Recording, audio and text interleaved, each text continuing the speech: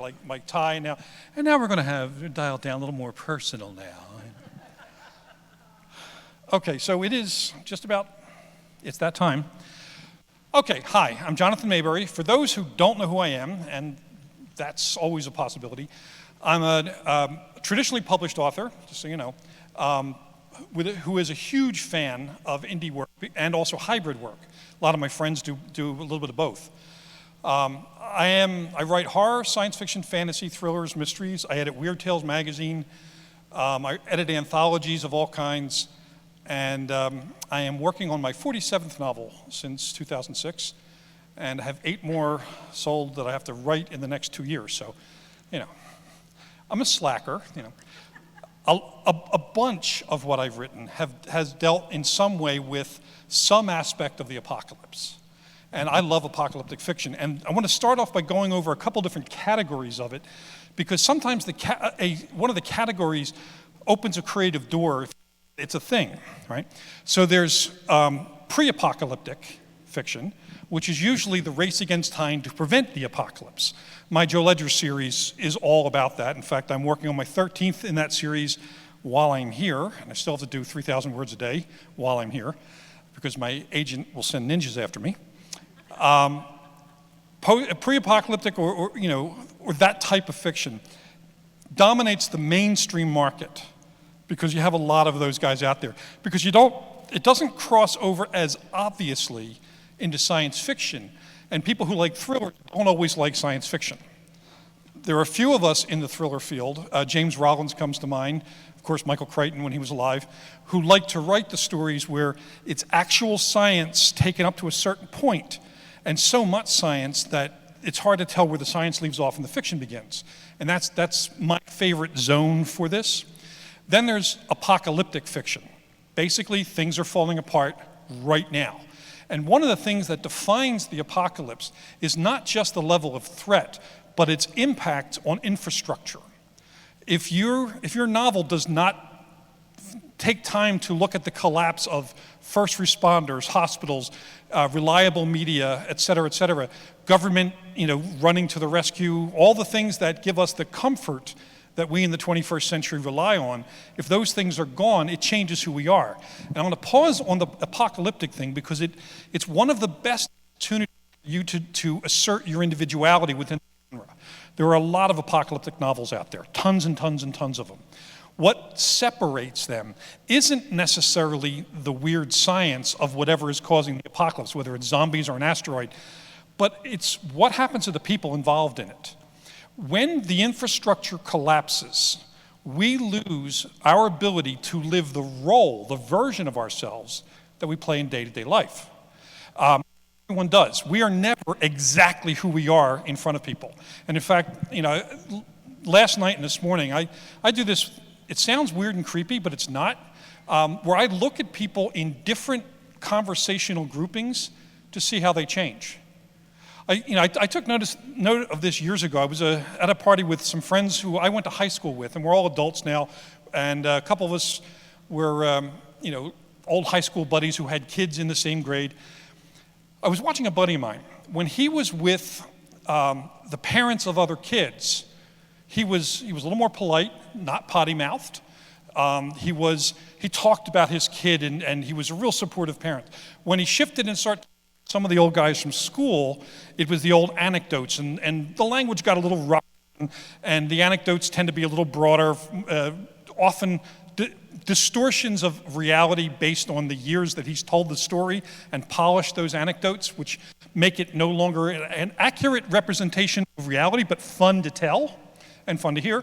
And then when he was talking to the principal, he was someone else, and so on. We play different roles. So in the zombie apocalypse, for example, you might have a guy who's the captain of industry. He's rich, he's entitled, he was born to money, he's always been able to snap his fingers and people will do whatever he needs to do. If the infrastructure collapses, there's no financial need for people in his circle to continue serving his desires. So he then has to rely on who he is. And that is something that most people either don't know what that version of ourselves is or are afraid of it. Somebody like that would be afraid of it, because without people patting him on the back and celebrating his power, and power in this case definitely equals money, what's left is just, him as a human being. Probably never had to solve his own problems. Probably never had to fix anything himself. Probably never had to cope with stress without being able to call someone. Now, you take the guy who's running the falafel truck out in the street outside the building that he owns. That guy might be able to survive a lot more efficiently, because he hasn't had the money, he hasn't had the yes men, the servants, the employees, and so on.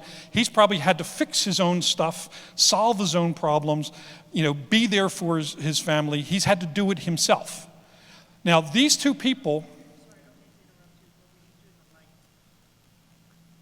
go into the light. Okay. All right. Everybody look this way. Here I am being a shadowy figure.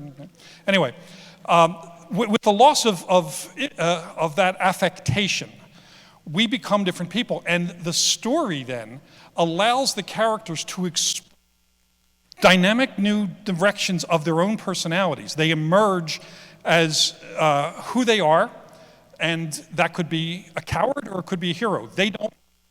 Most people have never been tested. Most people have never been put in a position to find out who they really are. Now, we see glimpses of this when there's a catastrophe. 9/11 was a great example. The actor Steve Buscemi, right? Just a guy, an actor, does semi-weird comic roles.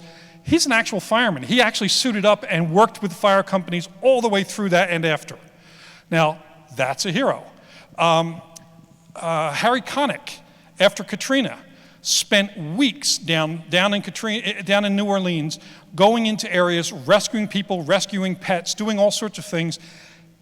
Did not go on social media and brag that he's doing all this, but it was who he is. He emerged. He discovered that his love of his fellow people in New Orleans, and also of fellow human beings, rose to the top and defined who he was. That's something he'll always have.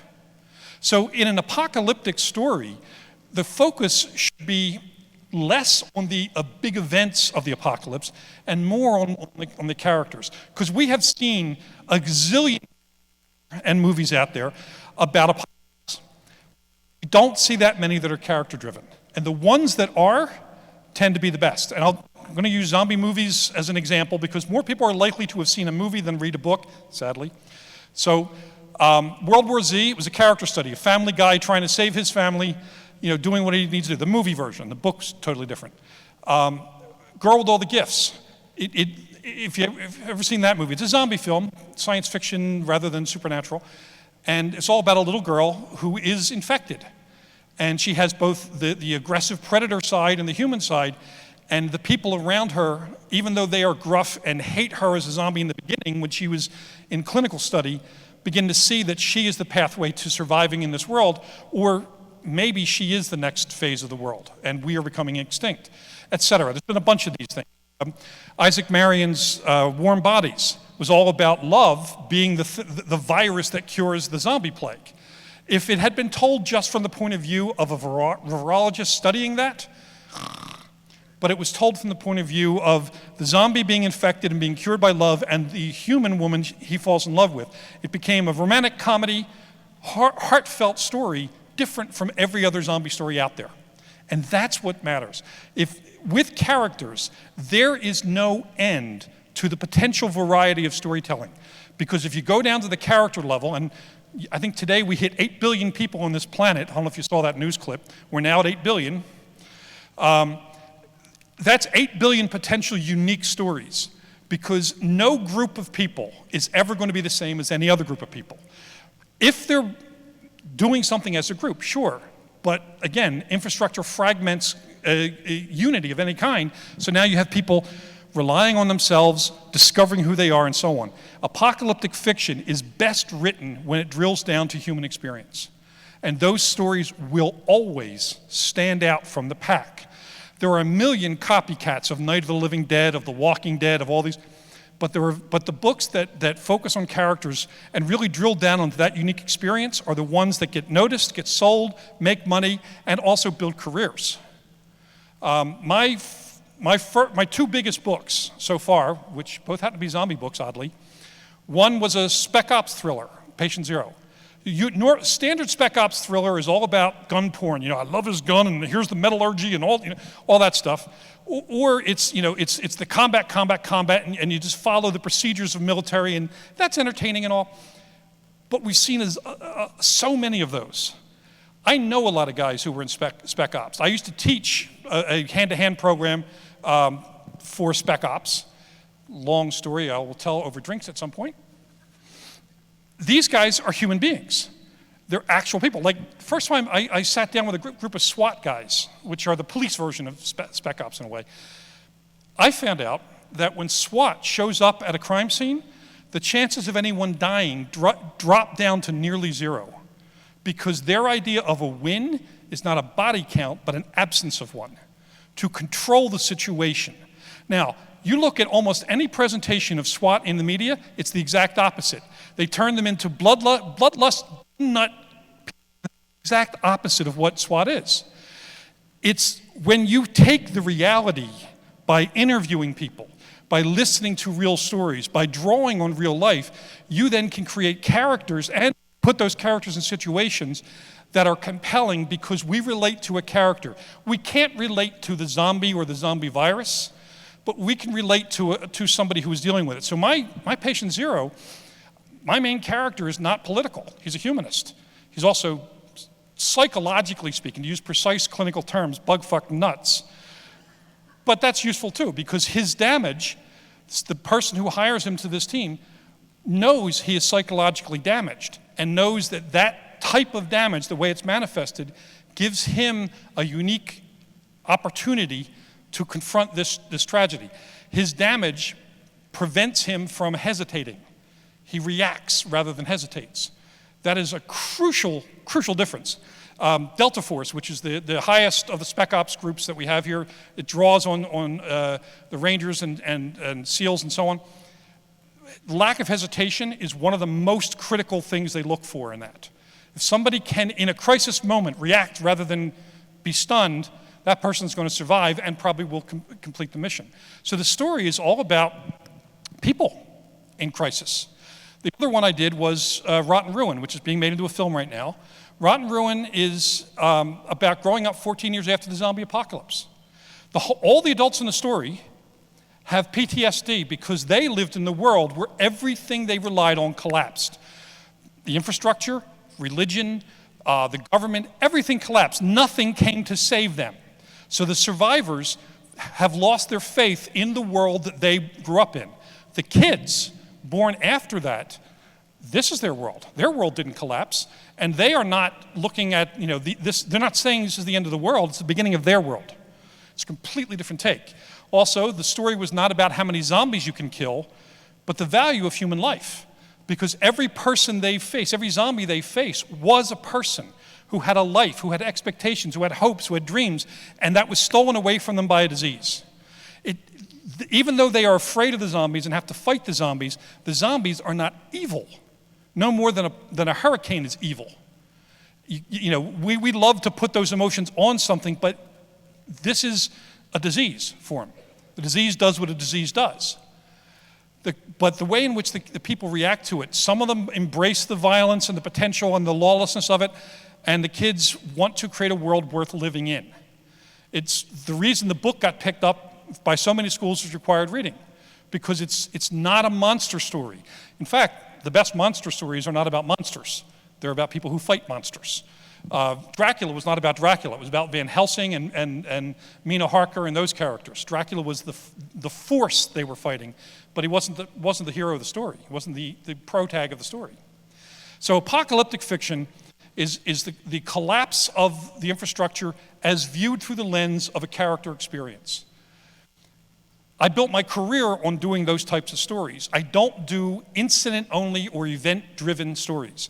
Even if my story is about an alien invasion or a monster, it's always going to be the people.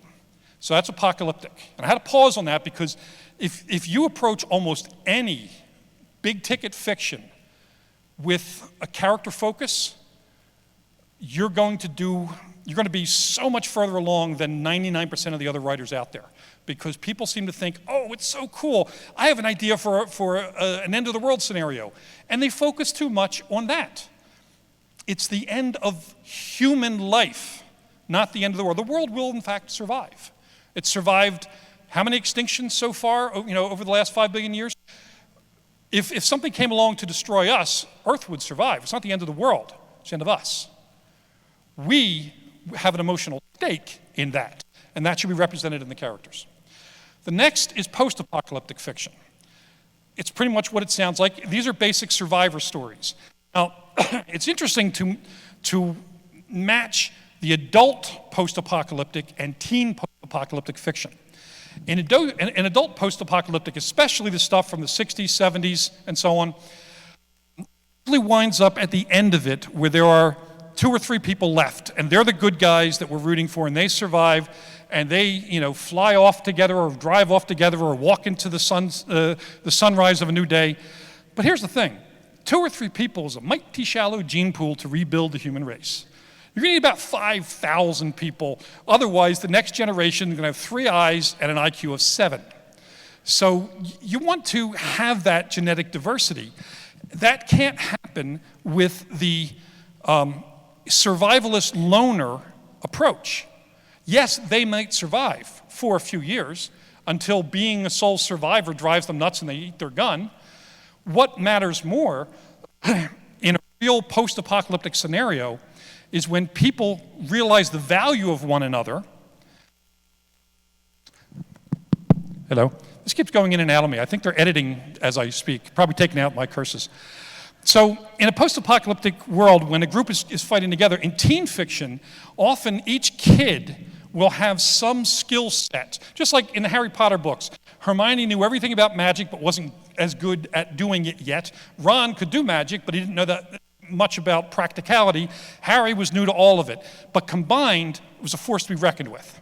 And we see that a lot. The Scorch Trials, the Allegiant series, Divergent series, we see a lot of these teen stories where it's only because the kids grouped together, valued each other's knowledge, and shared it that they were able to survive. And because of that, those stories make you walk away like wow, that's that. I think, it stokes our own optimism about our future, because we keep seeing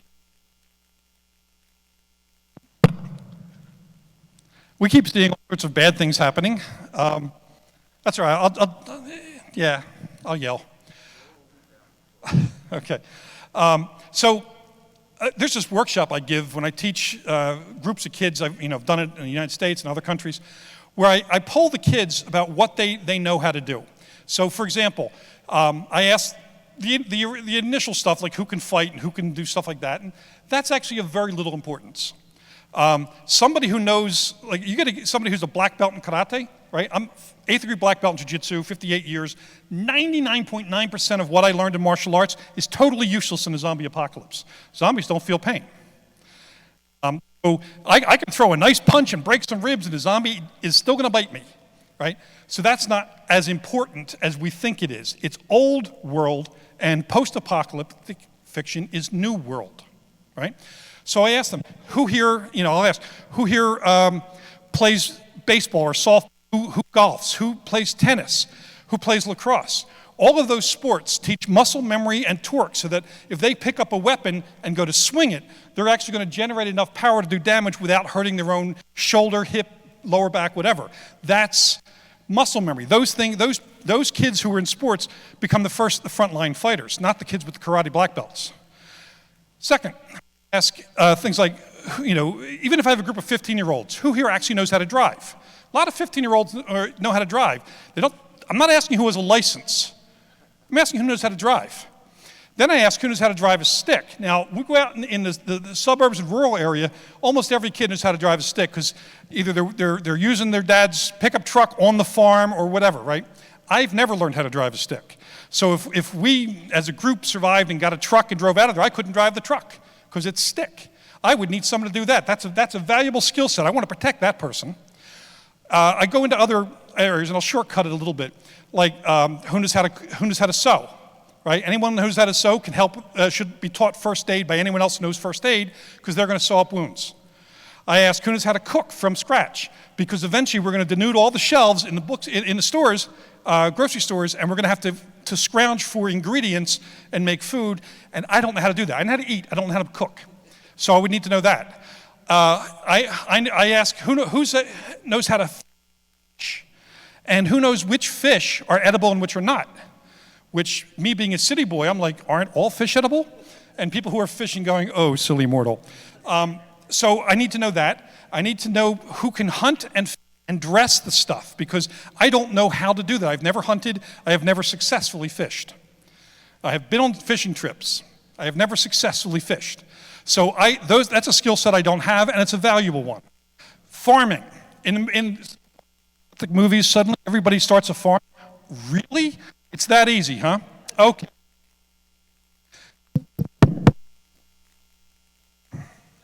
All right, I want to take the other. Can you hear me now? All right. I've got two of them. So by polling each person, you start to realize that the community has a group of skills that are really worth preserving. And as a result, you now have characters that can fill your book, that each one earns their right to be in the book by having a certain skill set. Here's an example of something that I've never seen in movies and TV shows, and it should be there. Like, and I'll ask this audience, how many of you know how to sing pretty well? Raise your hands. Okay, down. How many of you can play an instrument? Down. How many can tell a decent joke? I mean, like a good storyteller joke. Okay. How many of you are good at just telling stories?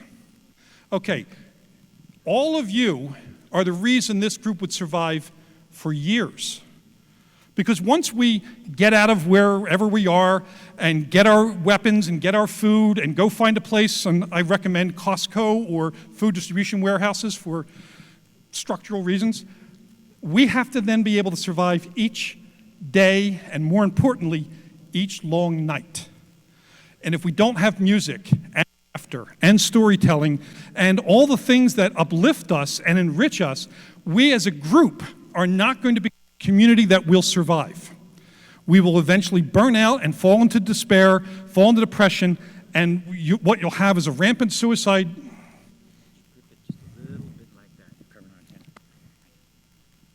Covering the antenna, okay.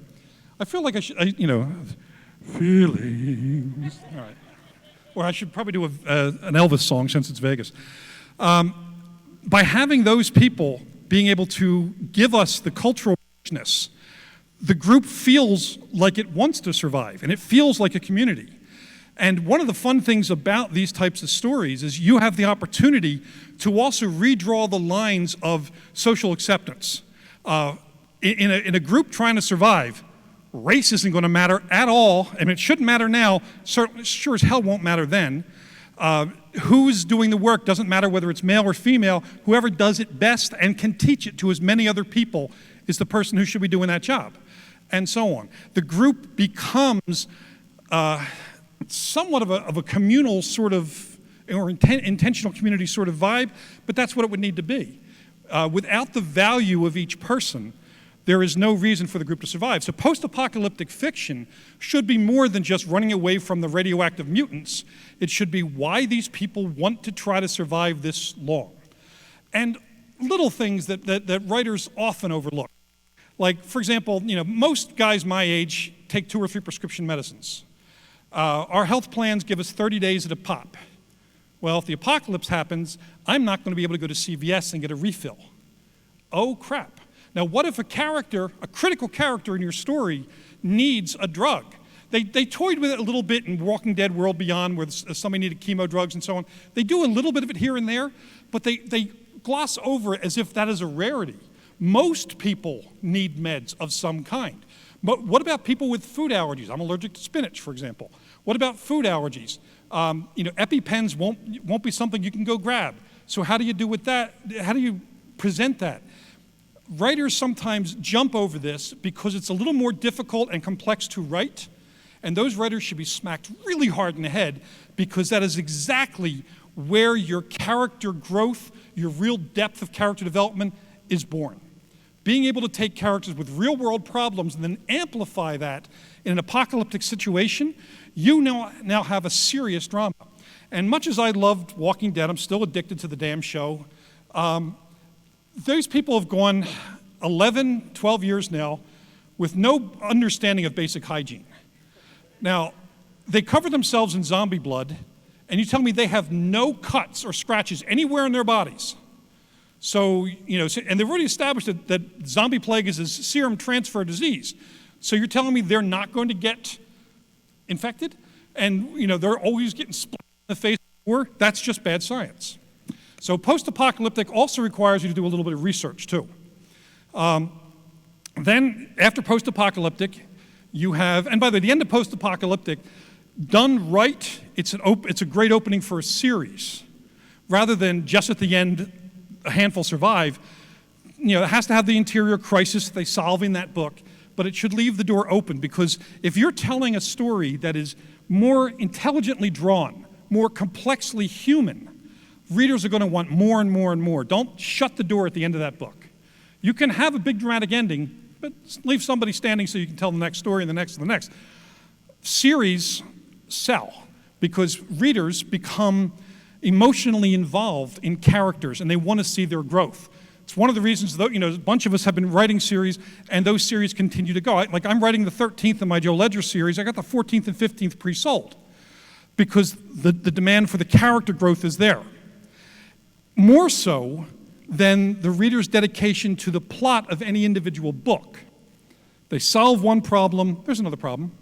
In post-apocalyptic, it's going to be nothing but a series of problems. So that's fun. Then you have the next thing. Then you have dystopian.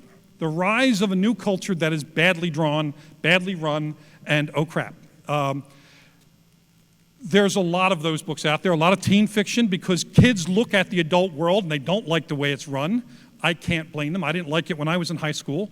I was at the end of the hippie era. We wanted to solve all the problems. We thought that by the time we had kids, we would have solved racism, homophobia, misogyny, and so on. We thought we were going to solve all that stuff. We were moderately wrong about that. But the next generation, my son's 35. When he was growing up, he was the altruistic one. He wanted to solve the problems. Now he and his girlfriend are probably going to get married. They're probably going to have kids. That next generation is going to want to remake the world into a structure that they want to live in. So dystopian fiction is also often based on our view of the worst case scenario, often of the world really around us. We're just distilling it down to a science fiction thing. And at the end, usually the good guys either win or everybody loses. And if they win, what next? Then you have post-dystopian fiction, which is the actual thing. What happens when you have, solved the problem or defeated the tyrant in your dystopia?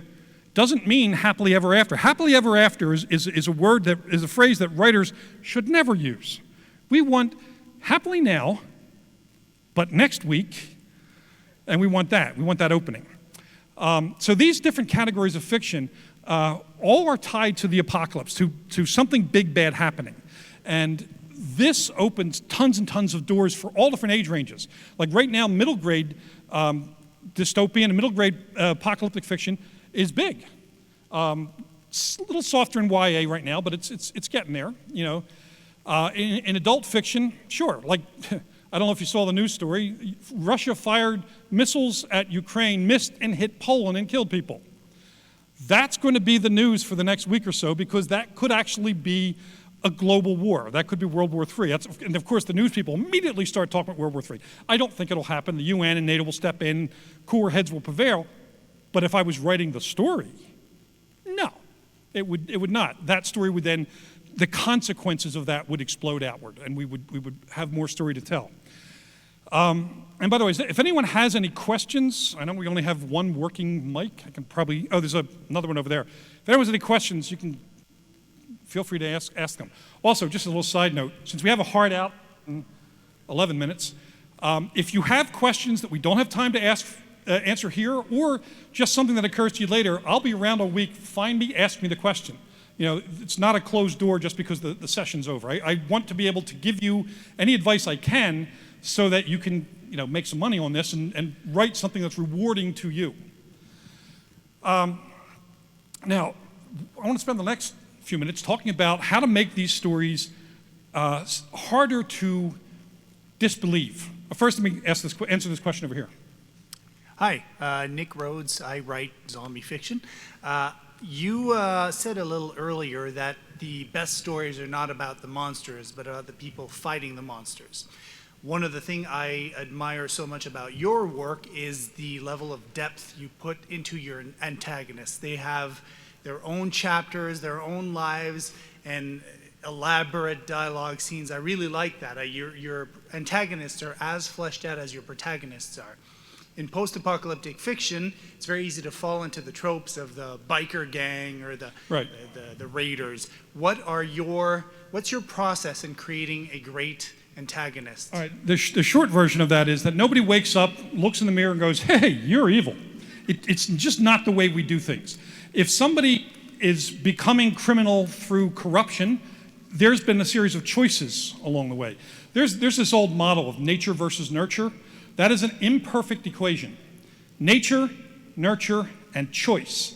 My father was a career criminal, child abuser, ran the local chapter of the KKK, horrible human being. None of his kids became him. We saw that and like, well, now I know what I don't want to be, and we did something else. Just because it is in your family line or personal history or whatever does not condemn you to be that. That's the whole point. It's missed too often in fiction. So to create a compelling villain, what you do is you say, okay, well, what brought that person to this worldview? It's the reason I did in my Joe Ledger books when I do these flashback scenes with the villain. The hero is never going to meet the villain and have a conversation like they do in the James Bond movies, where Dr. No will sit you down, tell you all his master plan, and then try to kill him.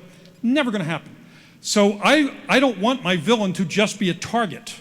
I want him to be a person who has a skewed worldview, but one that makes sense to that person.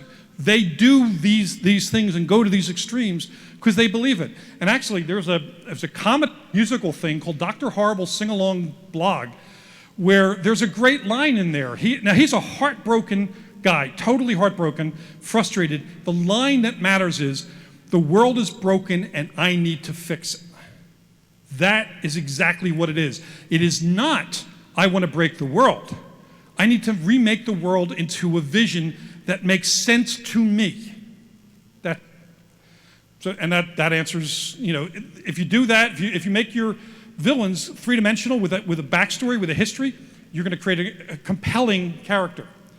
Now, in the time I have left, I only have 7 minutes, let me just talk about research. I love research. When I'm doing research from one of my stories, and currently I'm working with a molecular biologist for my latest Joe Ledger story, I look for experts by researching articles. So I needed genetics and fungi, and I needed an expert who could talk about that. I looked for articles and see who the reporters are quoting, because they'll give not only the name of the expert they're quoting, but the credentials. I then search on that credential, which will take me back to whatever university or organization or company they work with, and they'll have a contact page, and I'll reach out. And I'll say, look, I'm writing a novel. I want to ask you some questions if you would be willing, and more importantly, I want to get your field of science or your field of expertise, whatever it is, right. Boy, that does it right there. These people are so tired. Like, when I was doing a book on forensics, I did an actual nonfiction book called Zombie CSU, The Forensic Science of the Living Dead. I interviewed hundreds of people in different fields. And when I talk to the forensics people, they hate shows like CSI. Nothing happens that fast. And the CSI, the crime scene techs, do not strap on guns and go out and catch the bad guys. That never happens. Those, the real forensic techs think, that's so silly. Last thing I want to do is get shot at. And also, they don't let us play with guns. I'm a lab geek. Talk to the real people. Listen to them. Hear what they have to say. Sit down and listen if you can. When I do email interviews, among the questions I ask on the topic, I also ask, what don't I know enough about your field of science to even ask you? Boy, that's an eye-opener. I ask, what are some of the most common misconceptions about your field that you see in movies and TV and books? Always an important one. And also, what's the coolest, weirdest thing happening in your field of science right now? And every one of these people will have some polished anecdotes locked and loaded, ready to tell you. My favorite, I was talking to geneticists, and I was asking, what's the coolest, weirdest thing happening? This is back in 2010. And the guys I was talking to both said at the same time, we were actually on a call, they said, well, spider goats. I'm like, what now? I was imagining goats with 8 legs crawling on the ceiling, you know, spider goat, would have been awesome. Instead, what it was, they found a way to take the silk-producing gene from the orb weaver spider and give it to goats, so they produce large quantities of spider silk in their milk. They do not grow extra legs. I think it's a missed opportunity in their developmental process, but, you know. Now, that is such a cool thing, I had to put it in the book. It did not, the plot didn't hinge on it, but it's too cool not to put in there. And it's one of those things where readers will then go look it up, and they find out it's real, and now they don't know what the hell else, or what's fake in your book. There's an old con man saying, use 9 truths to sell 1 lie.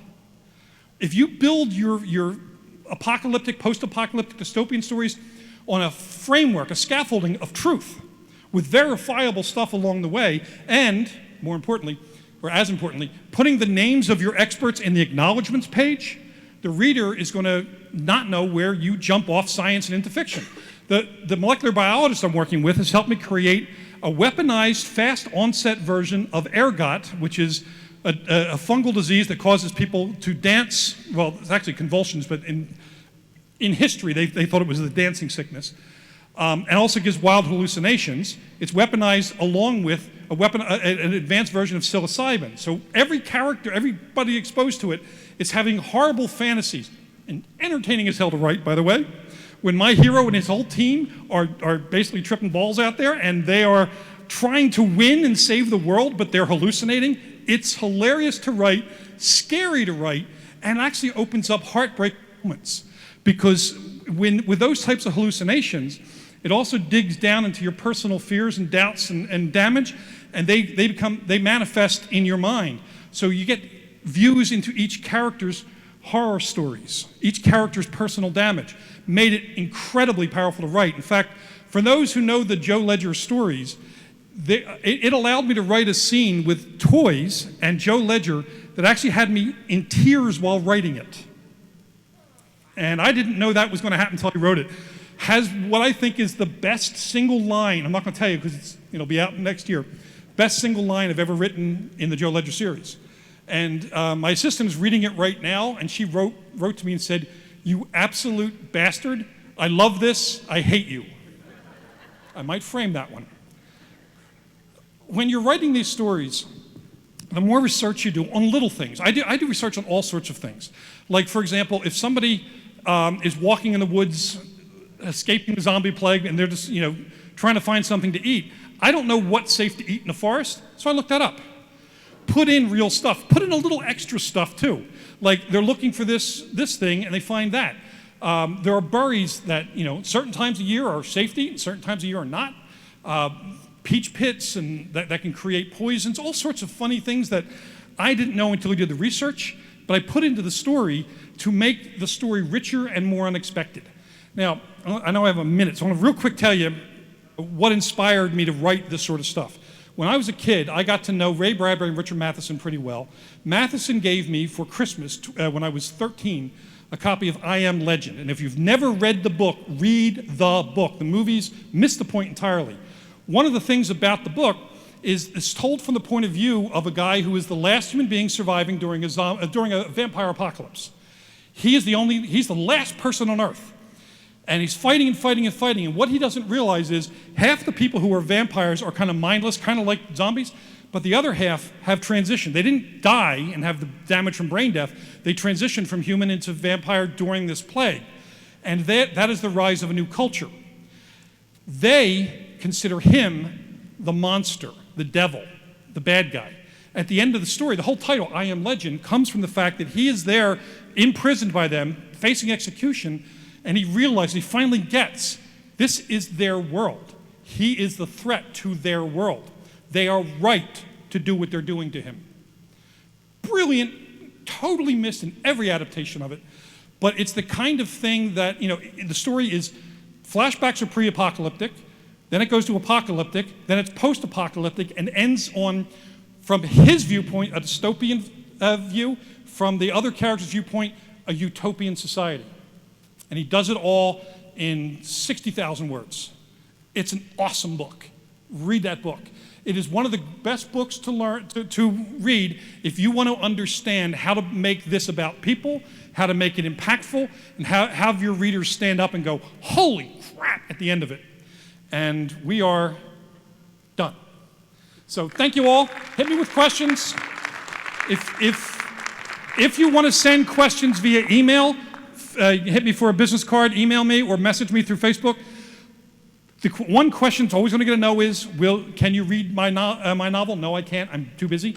But if you have questions, please ask someone who can give you answers. Myself or a lot of the other faculty are willing to give you those answers even after this conference, because we want you to write the things that are going to get you, your books in print, selling, and just drive your career. Thank you very much.